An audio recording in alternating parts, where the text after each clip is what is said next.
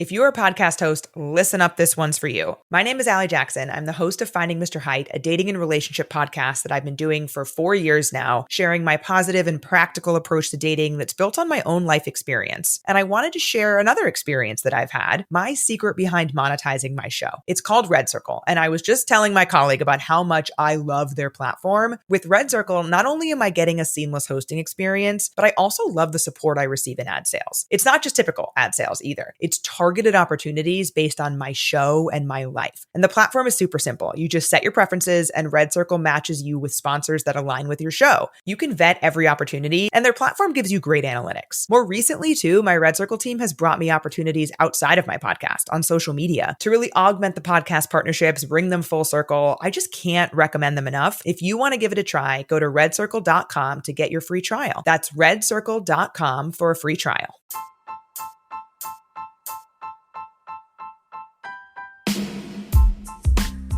For authentication with solutions like Active Directory, we may need an intermediary server to take the request and approve it after contacting backend solutions like Active Directory or LDAP servers. Radius is such an intermediary server, used to approve access to the remote systems by sitting in between clients and backend central directory solutions. They help in facilitating authorization from the central directory, like Microsoft AD, LDAP, etc. TACAX Plus is similar to Radius, but provides additional security by using TCP and encryption. Hello, welcome to the next episode of Get Certified Together program by TechnoCoff, your free online knowledge sharing community. Visit our website, www.technocoff.com, for more information.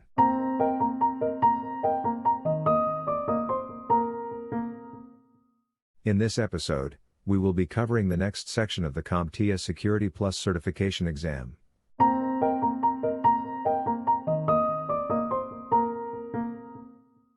Let me start with Section 3 for the CompTIA Security Plus exam, Security Implementations. In this section, I will cover various topics, including secure protocols, host, endpoint, and application security, wireless and network security, AAA, and IAM. In Topic 1, I will discuss about identity and access management, commonly known as IAM. Any system's security can be compromised if access is open for anyone to come in and log in into the system. The identity and access management, or IAM, controls this using 3 steps: authentication, authorization, and accounting, more commonly known as AAA. Let us start with the I from IAM, which stands for identification. Identification is stage 1, where any user provides credentials, or any other form of identification, to prove his, or her, identity. Identification can be proved by usernames, access cards, or both. These methods are used only to claim the user's identity, and doesn't imply that the person identifying himself is authenticated, or authorized, to enter, or perform changes in the system. For example, my username to enter my website TechnoCoff doesn't mean I can change the website layout as well. Only when I prove my authorization, as admin of the website, will make me able to change anything. For physical devices, or locations, biometrics can also be used as an identification method. Let us move to the next important aspect of IAM, that is, access management. Access management covers AAA, authentication, authorization, and accounting. I begin with authentication first. Authentication is used to prove the claim of the user's identity. That is, if I show my identity card, or submit my email ID as a username, how the system can know that it is indeed me, and not someone else with my details stolen. It can be achieved using 3 strategies, or factors. First is something you know, like passwords, PIN, or access keys. Second is someone you are, like biometrics using fingerprint or retina scan. Third is something you have, that is token devices, or OTP-based authenticator apps. These strategies are often recommended to be used as combination for improved security. This is widely known as multi-factor authentication, or MFA. For MFA, strategies combined must be different. For example, password and security questions together are not termed as MFA, since both are something you know strategies. Successful implementation of the MFA can be determined by two indicators, often asked in the exam as well. The first is false acceptance ratio, or a scenario where the wrong user is authenticated by the system. The second is false rejection ratio, or a scenario where the right user is denied by the system. An ideal MFA solution must consider both, and find a crossing point between two indicators, where chances of incorrect user acceptance and correct user denial have a 50% probability of happening. This crossing point is called the crossover error rate. Second A, in AAA, is authorization. Authorization provides rights to the user, once the identity claim is proven, by authentication factors. Authorization recommends the policy of the least privilege and separation of duties. This is to ensure that the users only have limited rights to perform a function, without consolidation of admin rights in a few hands. Last A, in AAA, is accounting. Accounting begins with account management, which involves creating, maintaining, and removing unique users, or service accounts. Accounts can be either standard user accounts, or privileged user accounts, with advanced admin access. We may also have shared user accounts, used by multiple users, or systems. Now that we have an idea about AAA, let us deep dive a little into different technologies to perform authentication, authorization, and accounting. I will start with authentication first. Authentication, as we have heard, most of the time relies on password-based access. Although with advancements in security, there is a continuous recommendation to switch from passwords to the more advanced forms like certificates. We keep that discussion aside for this podcast. Various protocols can be used for successful password-based authentications. PAP, or PAP, is Password Authentication Protocol, which is unencrypted and considered insecure. The advanced version of PAP is CHAP, which is Challenge Handshake Authentication Protocol. CHAP uses a secret key and is considered secure. These days, we also use Single Sign-On, or SSO, which allows the user to use the same credentials across multiple devices, using federated authentication solutions, like Microsoft Active Directory.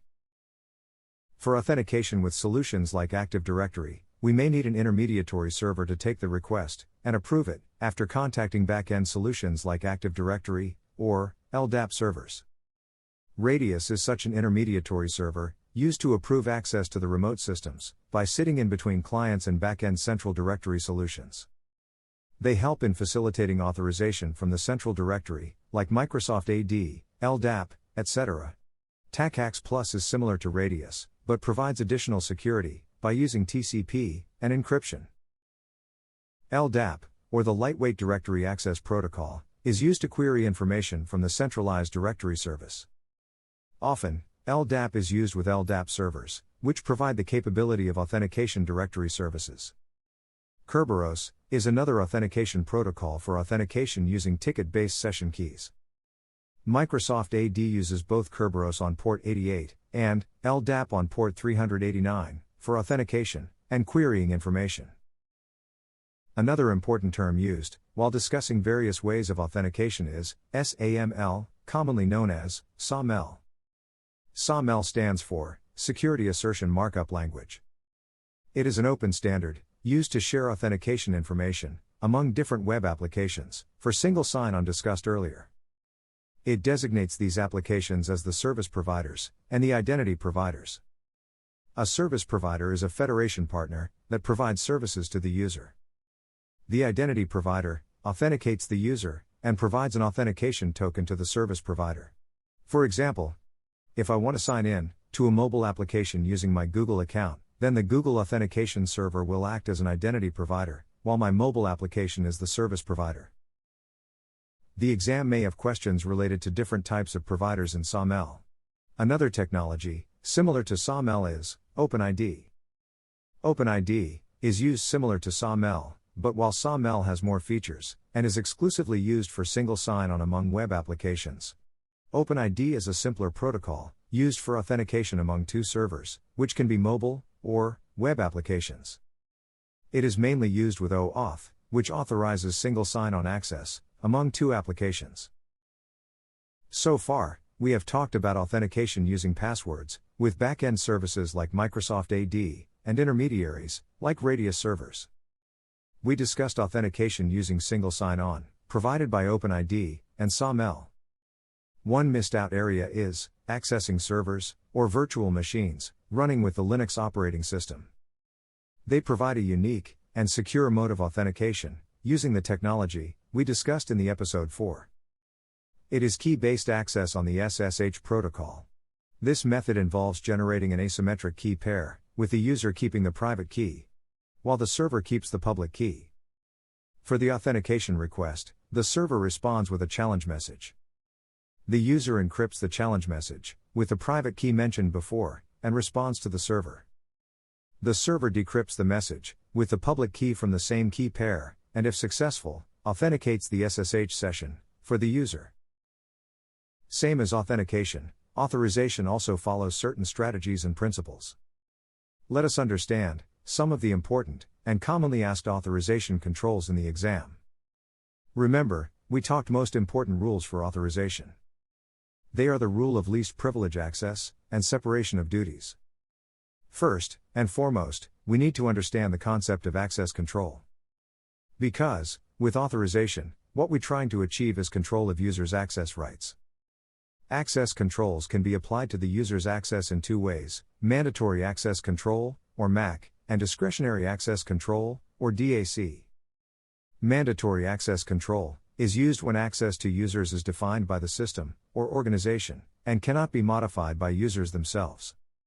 Discretionary access control is used when users are provided with permission to modify system access as they fit. For the file level, discretionary access control allows the user to create a list of users and their permission from read-only to read-write based on their requirements. In Linux, we follow a numbering system for access controls for files, starting from 0 to 7. 0 means no rights, while 7 means read, write, and execute rights, or simply put, full rights.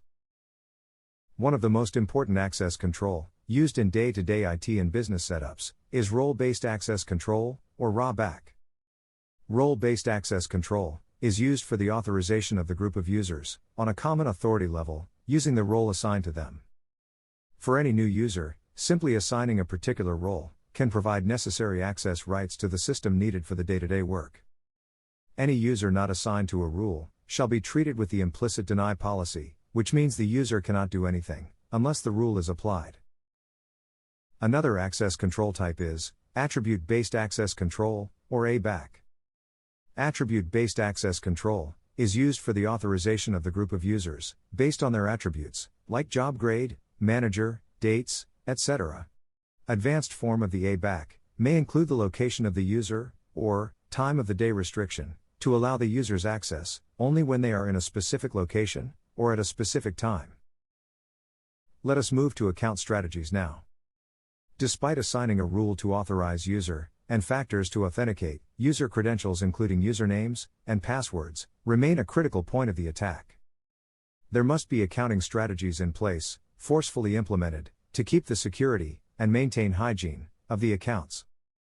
The first and most important strategy is the account policies. Account policies involve password management.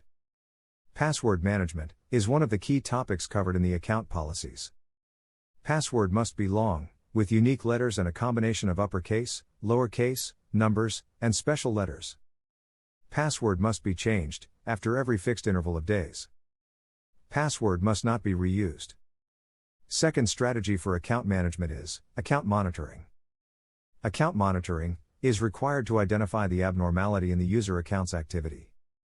It may include someone logging in the system at unusually odd hours, or trying to access an account from a location other than the office.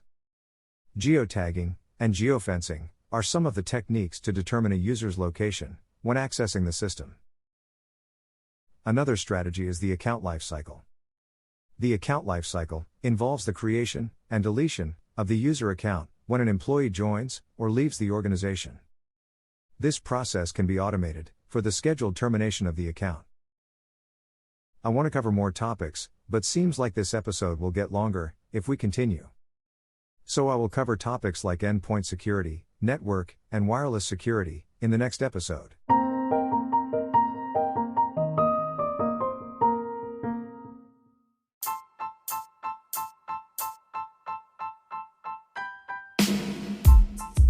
This brings us to end of the episode 6 of the Get Certified Together podcast from Technicoff on the CompTIA Security Plus exam. In episode 7, I will proceed to the next topics of the domain security implementation. Thanks for listening. If you're a podcast host, listen up, this one's for you. My name is Allie Jackson. I'm the host of Finding Mr. Height, a dating and relationship podcast that I've been doing for 4 years now, sharing my positive and practical approach to dating that's built on my own life experience. And I wanted to share another experience that I've had, my secret behind monetizing my show. It's called Red Circle, and I was just telling my colleague about how much I love their platform. With Red Circle, not only am I getting a seamless hosting experience, but I also love the support I receive in ad sales. It's not just typical ad sales either. It's targeted opportunities based on my show and my life. And the platform is super simple. You just set your preferences and Red Circle matches you with sponsors that align with your show. You can vet every opportunity and their platform gives you great analytics. More recently too, my Red Circle team has brought me opportunities outside of my podcast on social media to really augment the podcast partnerships, bring them full circle. I just can't recommend them enough. If you want to give it a try, go to redcircle.com to get your free trial. That's redcircle.com for a free trial.